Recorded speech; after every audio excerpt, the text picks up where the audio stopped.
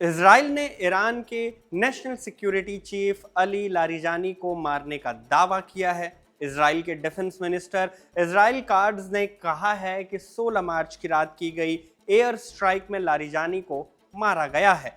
इस स्ट्राइक में बजीज के कमांडर गुलाम रेजा सुलेमानी को भी मारे जाने का दावा किया जा रहा है। ईरान ने अभी तक इस खबर पर कोई प्रतिक्रिया नहीं दी है। कुछ देर पहले ही अली लारिजानी के एक्स हैंडल से एक पोस्ट किया गया है। इस पोस्ट ने लारिजानी के मारे जाने पर कंफ्यूजन क्रिएट कर दिया है। भारतीय समय अनुसार 3:10 पर लारिजानी के अकाउंट से मारे गए ईरानी नेवी अधिकारियों को श्रद्धांजलि दी गई है और लिखा गया है कि मैं अल्लाह से दुआ करता हूं कि अल्लाह इन शहीदों को जन्नत में ऊंचा मकाम दे। हम फिर रिपीट कर रहे हैं कि लारिजानी या गुलाम रेजा के मारे जाने की पुष्टि अभी तक ईरान ने नहीं की है, पर अगर ये सच होता है तो ये ईरान के लिए एक बड़ा नुकसान होगा, क्योंकि अली लारिजानी ईरान में इस समय मोस्ट सीनियर लीडर्स में से एक हैं। अयातुल्लाह अली खामेनेई के भी सबसे करीबी माने जाते हैं। उनके मारे जाने के बाद IRGC और सरकार के फैसलों में उनकी बात अहम मानी जा रही थी। कई जानकार कहते हैं कि मुज्तबा अगर सुप्रीम लीडर नहीं बनते तो अली लारिजानी इस पोस्ट के लिए सबसे सुटेबल कैंडिडेट थे। लारिजानी का परिवार ईरान में प्रभाव रखता है। लारिजानी के पिता एक ग्रैंड आयतुल्ला थे। उनके भाई सादिक आर्देशीर लारिजानी ने 2009 से 2019 तक ईरान की न्यायपालिका में काम किया। उनके एक और भाई मोहम्मद जवाद लारिजानी विदेश नीति के जानकार हैं और वो भी अली खामेनेई के एडवाइजर थे। 1958 में लारिजानी की पैदाइश हुई। इराक में जन्मे थे, फिर इनका परिवार ईरान शिफ्ट हो गया। 1981 में अली लारिजानी IRGC में शामिल हुए। ईरान इराक युद्ध में कमांडर के तौर पर लड़े। धर्म के साथ कंप्यूटर साइंस और मैथ्स भी पढ़ा। विज्ञान पढ़ने के बाद वेस्टर्न फिलॉसफी में मास्टर्स और फिर PhD भी की। 1994 में अयातुल्लाह अली खामेनेई ने लारिजानी को ईरान की मीडिया विंग की कमान दे दी। 10 साल तक उन्होंने वो काम किया। फिर 2005 में राष्ट्रपति के चुनाव भी लड़ लिए, लेकिन जीते नहीं। महमूद अहमदी नेजाद ने वो चुनाव जीता था। 2008 में पार्लियामेंट्री स्पीकर बने और बाद में नेशनल सिक्योरिटी चीफ। 2021 और 2024 में भी उन्होंने राष्ट्रपति चुनाव लड़ने की इच्छा जताई थी, पर्चा भी भरा था, लेकिन गार्डियन काउंसिल ने उनका नाम रद्द कर दिया था। अली खामेनेई के मारे जाने के बाद ईरान की टॉप लीडरशिप में उनका नाम है, लेकिन अब इजराइल ने उनके मारे जाने का ऐलान किया है और जैसा कि हमने बताया, शो के रिकॉर्ड करने तक ईरान की तरफ से इस बात की पुष्टि नहीं हुई है। इस पर जो भी अपडेट्स होंगे राजदूत में मिलेंगे। अब बढ़ते हैं आज के टॉपिक की तरफ। अभी आपकी स्क्रीन पर ब्रिटिश अखबार द गार्जियन के एक लेख का स्क्रीन ग्रैब दिख रहा है। हेडलाइन है CIA's secret Iraq weapon revealed a Saddam gay sex tape, यानी CIA का इराक में इस्तेमाल किए जाने वाला खुफिया हथियार का खुलासा, सद्दाम का गे सेक्स टेप। यह आर्टिकल 2010 में छपा था, आज से 15 बरस पहले। और इस आर्टिकल में जो कहानी है वो इराक पर अमेरिका के हमले के भी पहले की है। तो आर्टिकल के मुताबिक CIA ने सद्दाम हुसैन को बदनाम करने के लिए एक प्लान बनाया था। प्लान कुछ यूं था कि CIA सद्दाम की एक फर्जी वीडियो बनाएगा जिसमें उन्हें एक नाबालिग लड़के के साथ यौन संबंध बनाते दिखाया जाएगा। सद्दाम को एक गे बताया जाता, फिर यह वीडियो CIA इराक में चलवाता, हर जगह सर्कुलेट होता। इससे सद्दाम की छवि खराब होती, जाहिर सी बात है, और उसकी सत्ता पर पकड़ भी कमजोर पड़ती। प्लान था ये, पर कभी एग्जीक्यूट नहीं हुआ। हाँ, तैयारी थी। एक अधिकारी के मुताबिक वीडियो को असली दिखाने के लिए ऐसा बनाया जाना था जैसे इसे छिपकर किसी ने रिकॉर्ड किया हो।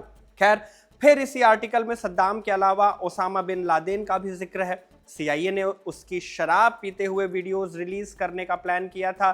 उसमें CIA लादेन को अपने गे सेक्स अनुभव के बारे में बोलता हुआ दिखाता।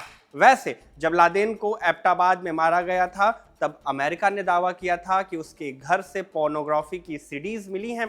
कई संगठनों ने माना था कि वो सीडीज सबको दिखाई जानी चाहिए, लेकिन ऐसा हुआ नहीं। 2015 में अमेरिकी सरकार ने उसे गुप्त रखने का फैसला भी लिया। लीबिया के गद्दाफी के बारे में भी यही बात बोली जाती है। 2011 में जब अमेरिका ने लीबिया के पूर्व राष्ट्रपति मुअम्मर गद्दाफी के घर रेड की, तब कहा गया था कि वहां से गे पॉर्न की सीडीज बरामद हुई हैं। ये कुछ उदाहरण हमने आपको बताएं जिनमें अमेरिका ने अपने दुश्मनों के खिलाफ एक नैरेटिव सेट करने की कोशिश की।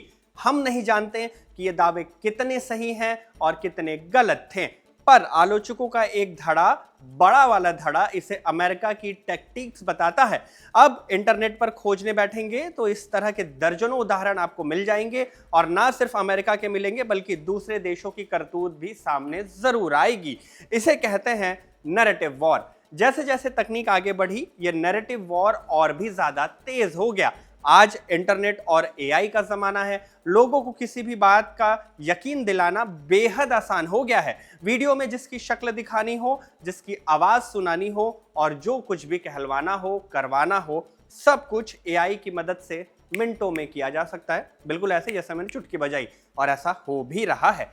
चुनावों में इसका इस्तेमाल भी होता है, पीआर में इसका इस्तेमाल होता है, और अब तो जंग में नैरेटिव सेट करने के लिए भी इसका इस्तेमाल होने लगा है।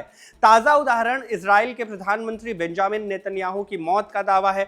आईआरजीसी ने उन्हें मारने की धमकी दी थी, जिसके कुछ दिन बाद उनकी प्रेजेंस कम हुई। बाद में ईरान की मीडिया में भी खबर चली कि हो सकता है कि नेतन्याहू मर गए हैं या बहुत घायल हैं, इसलिए दुनिया के सामने वो आ नहीं रहे। कुछ दिन बाद नेतन्याहू की वीडियो सामने आई तो कहा गया कि ये असली नहीं, एआई है, एआई। अच्छा, ऐसा नहीं है कि इजराइल की सरकार इस मामले में चुप्पी साधे हुए है। उसने बाकायदा स्टेटमेंट भी जारी करके बताया हुआ है कि नेतन्याहू जीवित हैं। खुद पीएम नेतन्याहू ने अपनी दो वीडियो पोस्ट की है। इन सब सबूतों के बाद विवाद और वाद दोनों ही थमने के बजाय और भी ज्यादा बढ़ गए हैं। लोग उन वीडियोस को भी एआई कह रहे हैं। वीडियोस में कभी नेतन्याहू की 6 उंगली दिखाई जा रही है तो कभी उनके हाथ की अंगूठी गायब होने की बात कही जा रही है। इस जंग में नैरेटिव वॉर की आंच सिर्फ इजराइल पर नहीं आई। ईरान और अमेरिका भी एक दूसरे पर झूठे वीडियोस पोस्ट करने के आरोप लगा रहे हैं। ट्रंप लिख रहे हैं कि ईरान तो पीआर और मीडिया का मास्टर है, उसे पता है नैरेटिव वॉर कैसे जीती जाती है। ट्रंप आरोप लगा रहे हैं कि ईरान हमलों के झूठे वीडियोस चलवा रहा है। अमेरिका के खिलाफ प्रदर्शन करते लोगों के भी वीडियोस झूठे हैं। ट्रंप के बयान का पलटवार करते हुए अली लारिजानी लिख रहे हैं कि इजराइल और अमेरिका के खिलाफ निकले लोग असली हैं, एआई नहीं है ये। अली लारिजानी ये भी लिखते हैं कि 47 साल पहले जब ईरान में इंकलाब हुआ था और लोग घर से बाहर निकले थे, तब भी शाह ने इसी तरह के आरोप लगाए थे। आरोप प्रत्यारोप चल रहे हैं। जंग का 18वां दिन शुरू हो चुका है। ईरान पर हमले जारी हैं और ईरान भी जवाबी हमले लगातार कर रहा है। एक तरफ हथियारों से, मिसाइल और फाइटर जेट से जंग चल रही है, तो दूसरी तरफ इंफॉर्मेशन वॉरफेयर भी जारी है। इसलिए आज के शो में हम जानेंगे नेतन्याहू की मौत की क्या सच्चाई है और जंग में इंफॉर्मेशन वॉरफेयर की क्या अहमियत होती है। नमस्ते, मेरा नाम शुभम है और आप देख रहे हैं खबर गांव का डेली इंटरनेशनल बुलेटिन राजदूत।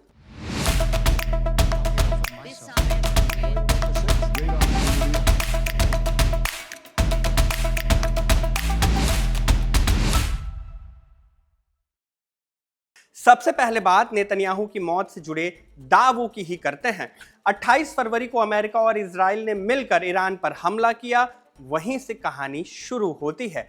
1 मार्च 2026 को नेतन्याहू पूरी तरह एक्टिव थे। उसी दिन तेल अवीव में एक हाई लेवल सिक्योरिटी मीटिंग हुई जिसमें इजराइल डिफेंस फोर्सेस, मोसाद और नेशनल सिक्योरिटी काउंसिल के अधिकारी शामिल हुए। इस मीटिंग का एजेंडा था ईरान के जवाबी हमलों के रिस्क को असेस करना। ईरानी हमलों से कैसे इजरायली नागरिकों को बचाया जाए, ये भी डिस्कस होना था उस मीटिंग में। इस मीटिंग के फोटो वीडियो चले, लेकिन अगले ही दिन एक्स पर कुछ अकाउंट्स एक ही दावा बार बार पोस्ट करने लगते हैं। दावा ये कि ईरान हैज एलिमिनेटेड नेतन्याहू, यानी ईरान ने नेतन्याहू को मार दिया है। शुरुआत में ये आम ट्वीट लग रहे थे, लेकिन कुछ ही घंटों में ये कॉपी पेस्ट पैटर्न बन जाता है। कोई सोर्स नहीं, कोई ऑफिशियल कंफर्मेशन नहीं, सिर्फ एक लाइन का दावा। यही मॉडर्न मिस इन्फॉर्मेशन का पहला चरण होता है, रिपीटेशन। 2 मार्च की शाम तक ये ट्वीट्स व्हाट्सएप और टेलीग्राम ग्रुप्स में पहुंच जाते हैं। यहां पर इनका टोन थोड़ा सा बदल जाता है। अब लोग सिर्फ क्लेम नहीं कर रहे बल्कि रीजनिंग भी जोड़ रहे हैं। कैसे? ऐसे कि कल से तो कोई लाइव अपीयरेंस हुई नहीं है, मीडिया भी साइलेंस है, कुछ तो छुपाया जा रहा है, वगैरह वगैरह वगैरह। अब ये अफवाह एक स्टेप और भी ज्यादा आगे बढ़ चुकी थी, क्योंकि इसमें लॉजिक का इल्यूजन भी जुड़ गया था। 3 से 5 मार्च के बीच में स्थिति और भी बदली। 5 मार्च को फ्रांस के राष्ट्रपति के साथ नेतन्याहू की एक फोन कॉल रिपोर्ट होती है, जिसमें दोनों नेताओं के बीच इलाके में जंग को रोकने के बारे में चर्चा होती है। इसी दौरान इजरायली मीडिया ये भी रिपोर्ट करता है कि नेतन्याहू ने बीरशेबा का दौरा किया, जहां हाल ही में मिसाइल स्ट्राइक हुई थी। ये दोनों घटनाएं दिखाती हैं कि वो एक्टिव हैं, लेकिन इन दोनों कार्यक्रम के बहुत ज्यादा वीडियो सामने नहीं आते। लिमिटेड कवरेज होती है इसकी। 6 और 7 मार्च को नेतन्याहू की तरफ से स्टेटमेंट्स तो आते हैं, लेकिन लाइव अपीयरेंस कम हो जाती है। अब परसेप्शन को रियलिटी में तब्दील करने की कोशिश हो रही है। ट्विटर में, माने एक्स जो पहले ट्विटर हुआ करता था, कई तरह की थियोरी चल रही है। वॉल स्ट्रीट जर्नल ने 8 मार्च 2026 को खबर चलाई कि इजराइल में सिक्योरिटी प्रोटोकॉल्स अचानक से बढ़ा दिए गए हैं, खास तौर पर सीनियर लीडरशिप के लिए। इसके साथ ही एक और खबर सर्कुलेट होती है कि प्रधानमंत्री नेतन्याहू की एक मीटिंग को टाल दिया गया, जिसमें यूएस डेलीगेशन शामिल होने वाला था। इस कैंसिलेशन की exact official reason publicly clear नहीं की गई। 10 मार्च 2026 को इस पूरी कहानी को नया बूस्ट मिलता है, जब ईरानी मीडिया आउटलेट तस्नीम एक रिपोर्ट पेश करती है, पब्लिश करती है। इस रिपोर्ट में सीधे तौर पर यह नहीं कहा जाता है कि नेतन्याहू मर चुके हैं, लेकिन स्पेक्यूलेशन को हाईलाइट किया जाता है। स्पेक्यूलेशन कि वो घायल हो सकते हैं या किसी हमले में टारगेट हुए हो सकते हैं। अब यहां गेम बदल जाता है, क्योंकि अब तक जो बात सोशल मीडिया तक सीमित थी, उसे एक state link media outlet amplify कर रहा था। इससे अफवाह को और बढ़ावा मिलता है। 3 दिन बाद 13 मार्च को नेतन्याहू का एक वीडियो सामने आता है। अब इस वीडियो से यह बात क्लियर होनी चाहिए थी कि नेतन्याहू जिंदा हैं, पर दाव एकदम उल्टा पड़ जाता है। कुछ यूजर्स इस वीडियो को फ्रेम बाय फ्रेम एनालाइज करते हैं और दावा करते हैं कि इसमें विजुअल एनोमलीज हैं। सबसे ज्यादा अटेंशन उनके हाथ पर जाता है, जहां कुछ फ्रेम्स में एक्स्ट्रा फिंगर दिखाई देने का दावा किया जाता है। 14 मार्च को ये 6 उंगलियों वाला वीडियो वायरल हो जाता है। हजारों लोग इसे शेयर करते हैं, जूम करके स्क्रीनशॉट डालते हैं और फिर इसे एआई जनरेटेड होने का प्रूफ बताते हैं। 15 मार्च 2026 को नेतन्याहू खुद सामने आते हैं। वो एक कैफे से वीडियो रिकॉर्ड करते हैं। वो अपने हाथ सामने करके उंगलियों की तरफ इशारा करते हैं, पर कुछ यूजर इस वीडियो पर भी सवाल उठाने लगते हैं। कुछ लोग कहते हैं कि ये भी एआई है, कुछ कहते हैं कि ये पहले रिकॉर्ड किया गया था, और कुछ कहते हैं कि ये तो भैया बॉडी डबल है। यानी अब सिचुएशन ये हो चुकी थी कि कोई भी एविडेंस लोगों को कन्विंस नहीं कर पा रहा था। 16 मार्च को इजराइल सरकार ऑफिशियल स्टेटमेंट जारी करती है और साफ कहती है कि नेतन्याहू की मौत की खबर पूरी तरह से फेक है। सरकार की तरफ से बिल्कुल साफ साफ कह दिया गया है, पर फिर भी सोशल मीडिया में कई लोग अब भी इसे अफवाह ही मान रहे हैं। British American journalist Mehdi Hasan ने नेतन्याहू की सबसे लेटेस्ट वीडियो एक्स पर कमेंट किया। उन्होंने एक्स पर लिखा है कि मैं कॉन्स्पिरेसी थियरीज को बढ़ावा नहीं देता, लेकिन ये वीडियो बहुत ही फेक लग रहा है। इस वीडियो में नेतन्याहू आम लोगों से मिलते नजर आ रहे हैं। अब बताइए, मॉडर्न वॉरफेयर कहां पहुंच चुकी है? एक प्रधानमंत्री को यह बताने के लिए वीडियो निकालना पड़ रहा है कि मैं जिंदा हूं।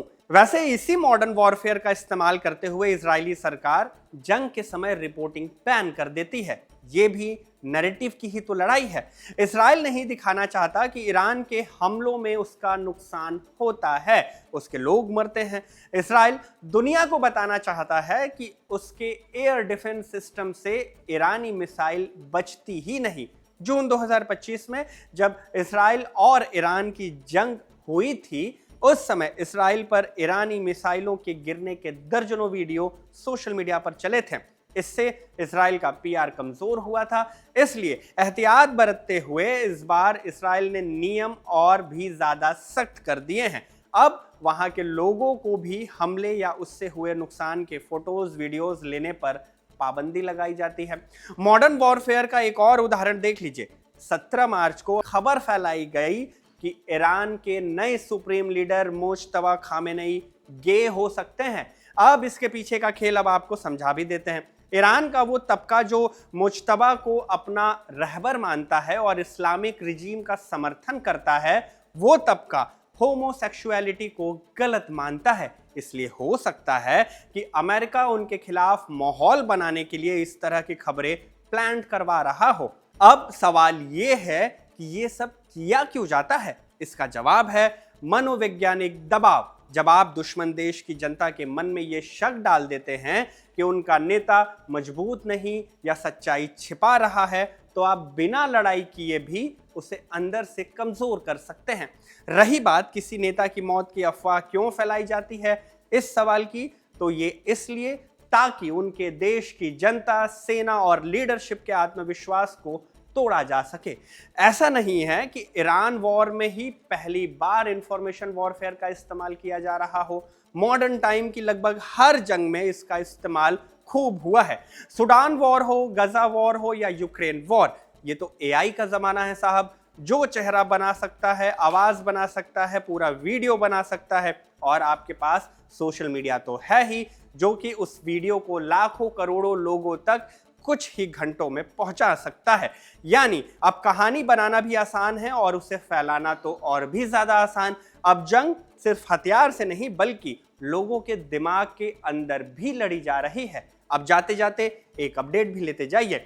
अमेरिकी सेना ईरान पर हमलों के लिए जिन एयरबेस का इस्तेमाल कर रही है, उनमें ब्रिटेन के एयरबेस भी शामिल हैं। वहां अमेरिकी जहाज आए और जा रहे हैं, लोग उन एयरबेस को देखने भी पहुंच रहे हैं। इसलिए अब सिक्योरिटी रीजन से उन एयरबेस के आसपास बैरिकेडिंग कड़ी कर दी गई ताकि अंदर की फोटोज न ली जा सके, न शेयर हो। उसके अलावा लोगों को दूर से ही इन एयरबेस पर जाने से रोका जाने लगा है। ईरान की जंग के बाकी अपडेट्स आपको खबरगाहों पर ऐसे ही मिलते रहेंगे। राजदूत के इस अंक में फिलहाल बस इतना ही। इसे लिखा हमारे साथी साजिद ने, शूट किया निवेदिता ने। मेरा नाम शुभम है और आप देखते रहिए खबरगाह।